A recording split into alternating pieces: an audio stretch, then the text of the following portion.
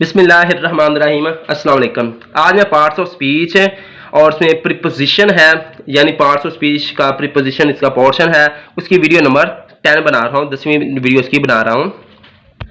ये मेरे पास इसका इम्पोर्टेंट पार्ट आ चुका है कि इसका ये इम्पोर्टेंट क्यों है, यानी कि प्रीपोजिशन जो है वो हमारी ज़िंदगी में यानी इंग्लिश की ग्रामर में कितनी अहम है, ये क्यों इतनी अहम है। तो चलते हैं। जैसे कि किताब मेज़ पर है, अगर किसी को इसका मेज़ पर का लफ्ज़ ना आता हो इंग्लिश में तो क्या करेगा, सर के तौर पर लिख दे the book is the table.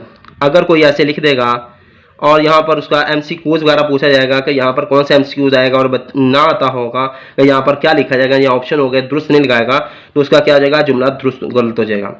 इसी तरह ही यहाँ पर अगर इसकी जो इंग्लिश इस तरह नेक्स्ट है, मेज़ किताब के नीचे है, तो इस तरह अगर कोई बच्चा यहाँ लिखेगा the book is dash the table.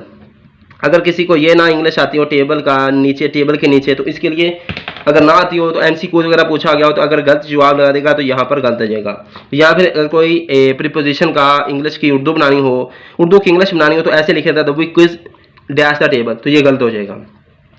तो यहाँ पर क्या आएगा, द बुक इज मेज पर है, तो यहाँ पर कौन सा लफ्ज़ आएगा, ऑन।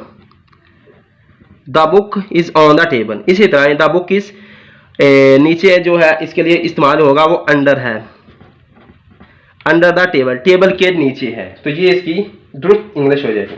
तो ठीक है, इसकी डेफिनेशन की तरफ चलते हैं। अब मेरे पास इसकी डेफिनेशन की तरफ मैं आ चुका हूँ।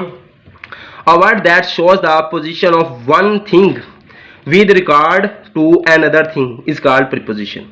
प्रीपोजिशन, अ वर्ड दैट, एक लफ्ज़ है, दैट शोज द पोजीशन, जो पोजीशन ज़ाहिर करे, ऑफ वन थिंग, एक चीज़ को, with regard to another thing, दूसरी चीज़ के लिहाज से, इज कॉल्ड प्रीपोजिशन। ठीक है, अगर कोई एक चीज़ है उसके दूसरी चीज़ के लिहाज से अगर शो किया जाए, जैसे कि टेबल है, टेबल मेज़ के ऊपर है, किताब मेज़ के ऊपर है, किताब मेज़ के नीचे है, तो ये उसके टेबल के लिहाज से उसे शो किया जा रहा है किताब को, तो उसको क्या कहेंगे, प्रीपोजिशन कहेंगे। तो इसके लिए जो इसकी इंग्लिश वगैरह होगी, जैसे ऑन है और इसके अलावा इन है, तो ऑन का मतलब ऊपर है, इन का मतलब में है, इसके अलावा जैसे कि अंडर है, नीचे है, और इसके अलावा अबव है, ऊपर है, तो ये इसकी एग्जांपल्स हैं। इसे हरफे जार कहा जाता है उर्दू में। तो हरफे जार, उर्दू में से हरफे जार कहा जाता है जो लफ्ज़ किसी शख्स, जगह या चीज़ का मुकाम किसी और चीज़ के लिहाज से ज़ाहिर करे, उसे हरफे जार कहा जाता है। हरफे जार, जो लफ्ज़ किसी शख्स, जगह या चीज़ का मुकाम किसी और चीज़ के लिहाज से ज़ाहिर करे, इसे हरफे जार कहा जाता है। ठीक है, आपको इंशाल्लाह समझ आई होगी। जैसे कि इसकी उर्दू में जो मिसालें होती हैं, ऑन का मतलब होता है ऊपर, ऑन का मतलब होता है पर, सॉरी ऊपर, किताब मेज़ के ऊपर है, ऑन।